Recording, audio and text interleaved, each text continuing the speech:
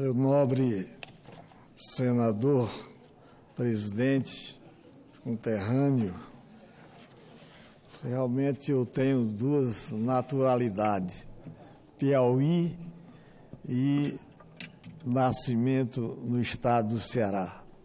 Adoro o Piauí, onde eu me encontro lá vai fazer 54 anos, agora em abril. Cheguei solteiro lá em Teresina, constituí família, trabalhei pelo estado, enfim, é o meu estado, Piauí, como o Ceará, tem a parte telúrica, onde tenho familiares na minha cidade, Lavra da Mangabeira. Então, senhor presidente, senhores senadores, queria fazer aqui uma retrospectiva sobre a nossa posição nos últimos dias da sessão legislativa de 2019. Que naquele momento, senhor presidente, senhores senadores, tomei uma importante iniciativa. Após, senhor presidente, a aprovação do pacote anticrime, resolvi resgatar relevantes aspectos deste pacote, enviado pelo ministro Sérgio Moro e pelo presidente Jair Bolsonaro, que não se transformaram em lei. Infelizmente, senhor presidente, muitas vezes nós no Senado, nós aqui nesta Casa da Moderação, da negociação feliz e também do entendimento, atuamos como os meros carimbadores dos trabalhos da Câmara dos Deputados, seja em virtude do prazo apertado para apreciação de medidas provisórias, por exemplo, ou da necessidade de celeridade na aprovação de medidas importantes para o país, não temos o tempo adequado para nos debruçarmos sobre matérias fundamentais para nós, senadores. Assim, senhor presidente, respeitando o trabalho da Câmara dos Deputados, mas queremos dar nossa contribuição no debate de matérias tão relevantes para o país. Com esse espírito e determinação, senhor presidente, senhoras e senhores senadores, tomei a iniciativa de apresentar 5 projetos de lei que visam resgatar pontos que considero essenciais para o aperfeiçoamento da legislação penal e processual penal brasileira. Acredito, meus nobres senadores, na competência e no espírito público do ministro Sérgio Moro e de sua equipe, como na capacidade de o Senado Federal, desta Casa, ser protagonista na condução de discussões a respeito desse grave problema brasileiro que é a segurança pública. Senhor presidente, senhoras e senhores senadores, o problema da violência é, sem sombra de dúvidas, um dos que mais atormenta o cidadão brasileiro na presente atualidade. Acompanhamos, nos últimos tempos, recordes de homicídios serem quebrados no Brasil.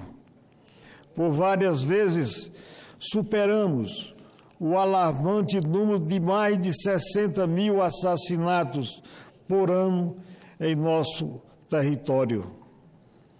Segundo, senhor presidente, estudo publicado pela Organização da Sociedade Civil Mexicana, Segurança, Justiça e Paz, em 2017, 17 cidades brasileiras estavam entre as 50 mais violentas cidades do mundo.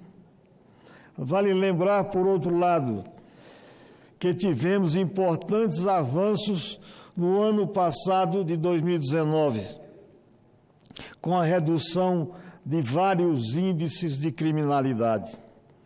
Mas precisamos, senhor presidente, aperfeiçoar nossa legislação para restabelecer a segurança e a tranquilidade de nossa população, tão machucada pela violência que se espalhou por todos os cantos e recantos do nosso país. Em vista disso, senhor presidente, senhoras e senhores senadores, apresentei 5 projetos de lei recuperando pontos específicos do pacote anticrime original. O projeto de lei 6.399 de 2019 altera o Código de Processo Penal para ampliar as hipóteses de emprego da videoconferência nas audiências e em outros atos processuais penais. Não faz sentido, senhor presidente, que deste ano de 2020, acusados sejam transportados centenas de quilômetros em situação de risco e gerando vultosos gastos públicos para atos cuja sua participação pessoal é de absolutamente irrelevante. Em 2015, o Estado de São Paulo gastou mais de 30 milhões em 84 mil escoltas de presos. Mais de 30 milhões em 80 escoltas de presos no ano de 2015. Outro projeto de lei, senhor presidente, senhoras e senhores senadores, institui o plea bargain, ou transação penal, que consiste num acordo entre acusação e defesa, antes mesmo da instauração do processo penal, em caso de crime sem violência ou grave ameaça, com pena máxima inferior a 4 anos para aqueles não reincidentes. O acordo, senhor presidente, descongestiona os serviços judiciários, deixando ao juízo tempo para analisar os crimes mais graves e mais complexos.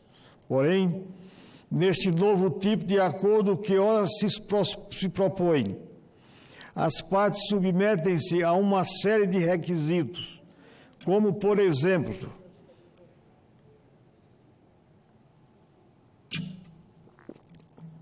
a proibição de ser concedida a quem já o tenha recebido nos últimos 5 anos.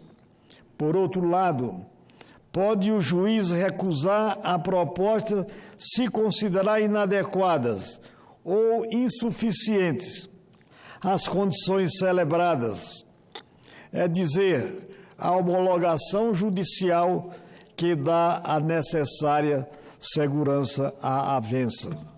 Senhor presidente, além desses, apresentei o projeto de lei que prevê novas causas impeditivas e interruptivas de prescrição para prevenir a ocorrência de prescrição e, como consequência, a impunidade de criminosos que se beneficiam da morosidade da justiça. Sabidamente, senhor presidente, a prescrição é uma válvula de escape da maior parte de criminosos para furtar-se à aplicação da lei. Esses aspectos darão mais efetividade à ação estatal.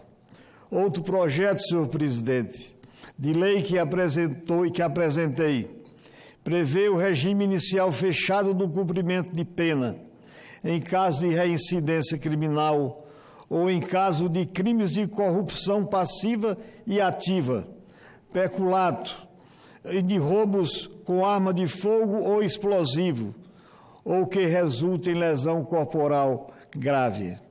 Com isso, senhor presidente, pretendemos endurecer as penas nestes casos mais graves e dar um recado àqueles que insistem em praticar crimes de gravidade e prejuízo à sociedade.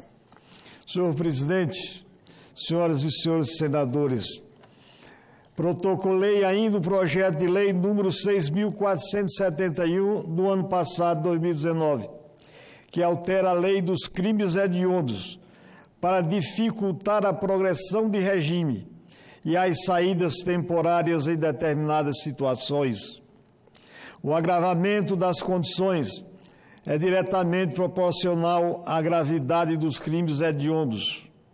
Caso tenha ocorrido morte da vítima, a progressão de regime dependerá do cumprimento de 3/5 da pena.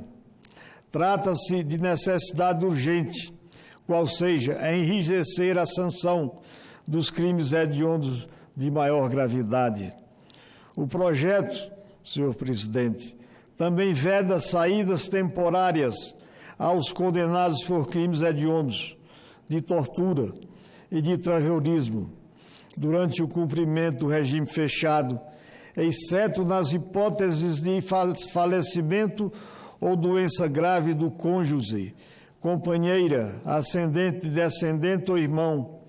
Também na necessidade de tratamento médico ou para comparecer em audiências, sempre mediante escolta.